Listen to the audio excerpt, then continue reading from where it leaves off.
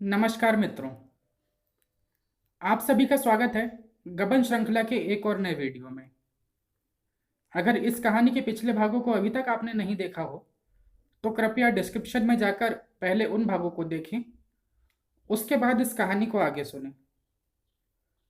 पिछले भाग में हमने देखा कि जालपा रतन को शतरंज के नक्शे की बात दैनिक पत्र में छपवाने के लिए कहती है।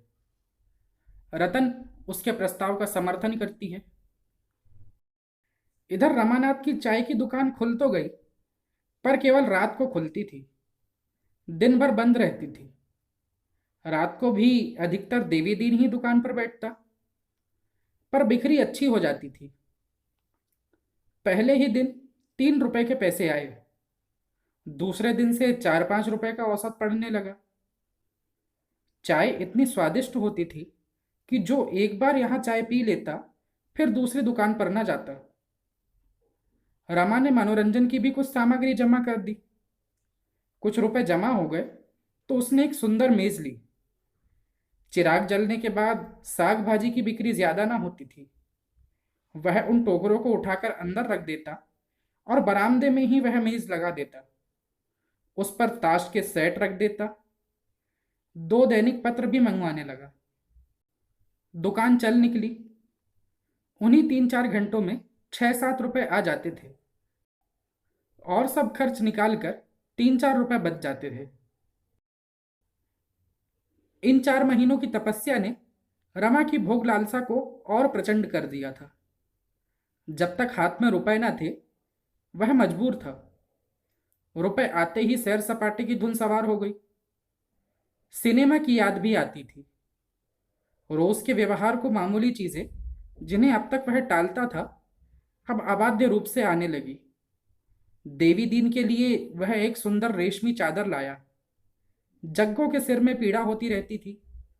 एक दिन सुगंधित तेल की 2 शीशियां लाकर उसे दे दी। दोनों निहाल हो गए। अब बुढ़िया कभी अपने सिर पर बोझ लाती तो उसे डांटता, काकी अब तो मैं भी 4 पैसे कमाने लगा, अब तू क्यों जान देती है? अगर फिर कभी तेरे सर पर टोकरी देखी तो कहे देता हूं, दुकान उठाकर फेंक दूंगा, फिर चाहे जो सजा मुझे देना। बुढ़िया बेटे की डांट सुनकर गदगद हो जाती। मंडी से बोझ लाती तो पहले चुपके से देखती, रमा दुकान पर तो नहीं है। अगर वह बैठा होता तो किसी कुली को 1-2 पैसे देकर उसके सिर पर रख देती। वह ना होता तो लपकी हुई आती और जल्दी से बोझ उतारकर शांत बैठ जाती, जिसमें रमा भाप ना सके। एक दिन मनोरमा थिएटर में राधे श्याम का कोई नया ड्रामा होने वाला था। इस ड्रामे की बड़ी धूम थी। एक दिन पहले से ही लोग अपनी जगह रक्षित करा रहे थे। रमा को भी अपनी जगह रक्षित करा लेना सही जान पड़ा। सोचा कहीं रात को टिकट न मिला तो टापते रह जाएंगे। तमाशे की बड़ी तारीफ है, उस वक्त 1 के 2 देने पर भी जगह ना मिलेगी। इसी उत्सुकता ने पुलिस के भय को भी पीछे डाल दिया। ऐसी आफत नहीं आई है कि घर से निकलते ही पुलिस पकड़ लेगी। दिन को ना सही रात को तो निकलता ही हूं। पुलिस चाहती तो क्या रात को ना पकड़ लेती? फिर मेरा वह हुलिया भी नहीं रहा। पगड़ी चेहरा बदलने के लिए काफी है। यों मन को समझाकर वह 10 बजे घर से निकला। देवी दिन कहीं गया हुआ था। बुढ़िया ने पूछा, कहाँ जाते हो बेटा? रमा ने कहा, कहीं नहीं काकी, अभी आता हूं। रमा सड़क पर आया तो उसका साहस हिम की भांति पिघलने लगा। उसे पग पग पर शंका होती थी, कोई कांस्टेबल ना आ रहा हो। उसे विश्वास था कि पुलिस का एक एक चौकीदार भी उसका हुलिया पहचानता है और उसके चेहरे पर निगाह पड़ते ही पहचान लेगा। इसलिए वह नीचे सिर झुकाए चला जा रहा था। सहसा उसे ख्याल आया, गुप्त पुलिस वाले भी सादे कपड़े में इधर उधर घूमा करते हैं। कौन जाने जो आदमी मेरे बगल में आ रहा है कोई जासूस ही हो। मेरी ओर कितने ध्यान से देख रहा है। यों सिर झुकाकर चलने से ही तो नहीं उसे संदेह हो रहा है। यहां और सभी सामने ताक रहे हैं, कोई यूं सिर झुकाकर नहीं चल रहा है। मोटरों की इस रेल पेल में सिर झुकाकर चलना मौत को दावत देना है। पार्क में कोई इस तरह चहलकदमी करे तो कर सकता है, यहां तो सामने देखना चाहिए। लेकिन बगल वाला आदमी अभी तक मेरी ही तरफ आ रहा है। शायद कोई खुफिया हो। उसका साथ छोड़ने के लिए वह एक तंबोली की दुकान पर पान खाने लगा। वह आदमी आगे निकल गया। रमा ने आराम की लंबी सांस ली। अब उसने सिर उठा लिया और दिल मजबूत करके चलने लगा। उस वक्त ट्रामा का भी कहीं पता न था, नहीं तो उसी पर बैठ लेता। थोड़ी ही दूर चला होगा कि 3 कांस्टेबल आते दिखाई दिए। रमा ने सड़क छोड़ दी और पटरी पर चलने लगा। ख्वामखा सांप के बिल में उंगली डालने से कौन सी बहादुरी है। दुर्भाग्य की बात, तीनों कांस्टेबलों ने भी सड़क छोड़कर वही पटरी ले ली। मोटरों के आने जाने से बार बार इधर उधर दौड़ना पड़ता था। रमा का कलेजा धक धक करने लगा। दूसरी पटरी पर जाना तो संदेह को और भी बढ़ा देगा। कोई ऐसी गली भी नहीं है जिसमें घुस जाऊं। अब तो सब बहुत समीप आ गए। क्या बात है, सब मेरी ही तरफ देख रहे हैं। मैंने बड़ी हिमाकत की कि यह पगड़ बांध ली, और बंधी भी कितनी बेतुकी। एक टीले सा ऊपर उठ गया है। यह पगड़ी आज मुझे पकड़वाएगी। बांधी थी कि इससे सूरत बदल जाएगी। यह उल्टे और तमाशा बन गई। हाँ, तीनों मेरी ही ओर ताक रहे हैं। आपस में कुछ बातें भी कर रहे हैं। रमा को ऐसा जान पड़ा पैरों में शक्ति नहीं है। शायद सब मन में मेरा हुलिया मिला रहे हैं। अब नहीं बच सकता। घर वालों को मेरे पकड़े जाने की खबर मिलेगी तो कितना लज्जित होंगे। जालपा तो रो रो कर प्राण दे देगी। 5 साल से कम सजा ना होगी। आज इस जीवन का अंत हो रहा है। इस कल्पना ने उसके ऊपर कुछ ऐसा आतंक जमाया कि उसके अवसान जाते रहे। जब सिपाहियों का दल समीप आ गया तो उसका चेहरा भय से कुछ ऐसा विकृत हो गया, उसकी आंखें कुछ ऐसी शशंक हो गई, और अपने को उनकी आंखों से बचाने के लिए यह कुछ इस तरह दूसरे आदमियों की आड़ खोजने लगा कि मामूली आदमी को भी उस पर संदेह होना स्वाभाविक था।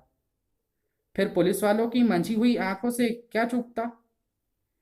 एक ने अपने साथी से कहा, यो मनई चोर ना होए तो तुम्हारी टांग ते निकर जाऊं। कस चोरन की नहीं ताकत है। दूसरा बोला, कुछ संदेह तो हमऊ का हुई रहा। फुराए कहियो पांडे, असली चोर है। तीसरा आदमी मुसलमान था।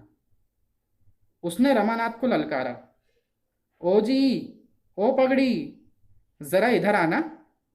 तुम्हारा क्या नाम है। रमानाथ ने सीना जोरी के भाव से कहा, हमारा नाम पूछकर क्या करोगे, मैं क्या चोर हूं। पुलिस वाला बोला, चोर नहीं, तुम शाह हो, नाम क्यों नहीं बताते। रमा ने एक क्षण आगा पीछा में पढ़कर कहा, हीरालाल। पुलिस वाले ने पूछा, घर कहाँ है। रमा बोला, शाहजहांपुर। उसने फिर पूछा, कौन मोहल्ला। रमा शाहजहांपुर न गया था। ना कोई कल्पित नाम ही उसे याद आया कि बता दे। दुस्साहस के साथ बोला, तुम तो मेरा हुलिया लिख रहे हो। कांस्टेबल ने भभकी दी, तुम्हारा हुलिया पहले ही लिखा हुआ है। नाम झूठ बताया, सकुतन झूठ बताई, मोहल्ला पूछा तो बगले जाने लगे। महीनों से तुम्हारी तलाश हो रही है, आज जाकर मिले हो, चलो थाने पे। यही कहते हुए उसने रमानाथ का हाथ पकड़ लिया। रमा ने हाथ छुड़ाने की चेष्टा करके कहा, वारंट लाओ तब हम चलेंगे। क्या मुझे कोई देहाती समझ लिया है। कांस्टेबल ने एक सिपाही से कहा, पकड़ लो जी इनका हाथ, वहीं थाने पर वारंट दिखाई देंगे। शहरों में ऐसी घटनाएं मदारियों के तमाशे से भी ज्यादा मनोरंजक होती है। सैकड़ों आदमी जमा हो गए। देवी दीन इसी समय अफीम लेकर लौट रहा था। यह देखकर वह भी आ गया। देखा कि 3 कांस्टेबल रमानाथ को घसीटे लिए जा रहे हैं। आगे बढ़कर बोला, हैं जमादार, ये क्या करते हो। यह पंडित जी तो हमारे मेहमान हैं, कहाँ पकड़े लिए जाते हो? तीनों कांस्टेबल देवी दीन से परिचित थे, रुक गए। एक ने कहा, तुम्हारे मेहमान हैं यह? कब से? देवी दीन ने मन में हिसाब लगाकर कहा, 4 महीने से कुछ बेशी हुए होंगे। मुझे प्रयाग में मिल गए थे, रहने वाले भी वहीं के हैं, मेरे साथ ही तो आए थे। मुसलमान सिपाही ने मन में प्रसन्न होकर कहा, इनका क्या नाम है? देवी दीन ने सिर पिटाकर कहा, नाम इन्होंने बताया होगा ना। सिपाहियों का संदेह दृढ़ हो गया। पांडे ने आंखें निकालकर कहा, जान परत है तुमहु मिले हो, नाव काहे नहीं बतावत हो इनका? देवी दीन ने आधारहीन साहस के भाव से कहा, मुझसे रौब न जमाना पांडे। हाँ, यहां धमकियों में नहीं आने के। मुसलमान सिपाही ने मानो मध्यस्थ बनकर कहा, बूढ़े बाबा, तुम तो खामा कहाँ बिगड़ रहे हो, इनका नाम क्यों नहीं बता देते? देवी दीन ने कातर नेत्रों से रमा की ओर देखकर कहा, हम लोग तो रमानाथ कहते हैं, असली नाम यही है या कुछ और, यह हम नहीं जानते। पांडे ने आंखें निकालकर हथेली को सामने करके कहा, बोला पंडित जी, क्या नाम है तुम्हारा? रमानाथ या हीरालाल, या दोनों, एक घर का एक ससुराल का? तीसरे सिपाही ने दर्शकों को संबोधित करके कहा, नाव है रमानाथ, बतावत है हीरालाल, सबूत हो ही गया। दर्शकों में कानाफूसी होने लगी। साफ है, नाम और पता दोनों गलत बता दिया। एक मारवाड़ी सज्जन बोले, उचक्को सो है। एक मौलवी साहब ने कहा, कोई इश्तिहारी मुलजिम है।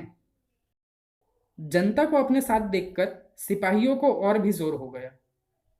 रमा को भी अब उनके साथ चुपचाप चले जाने में ही अपनी कुशल दिखाई दी। इस तरह सिर झुका लिया मानो उसे इसकी बिल्कुल परवाह न थी कि उस पर लाठी पड़ती है या तलवार। इतना अपमानित वह कभी ना हुआ था। जेल की कठोरतम यातना भी उसे इतनी ग्लानि ना उत्पन्न करती। थोड़ी देर में पुलिस स्टेशन दिखाई दिया। दर्शकों की भीड़ बहुत कम हो गई थी। रमा ने एक बार उनकी ओर लज्जित आशा के भाव से ताका। देवी दीन का पता न था। रमा के मुंह से एक लंबी सांस निकल गई। इस विपत्ति में क्या यह सहारा भी हाथ से निकल गया? आज की कहानी को यहीं विराम देते हैं। अगर वीडियो अच्छा लगा हो तो इसे लाइक और शेयर ज़रूर करें। अगर अभी तक हमारे चैनल को सब्सक्राइब ना किया हो तो इसे सब्सक्राइब ज़रूर करें। कल फिर मुलाकात होगी इसके आगे की कहानी के साथ। तब तक के लिए धन्यवाद।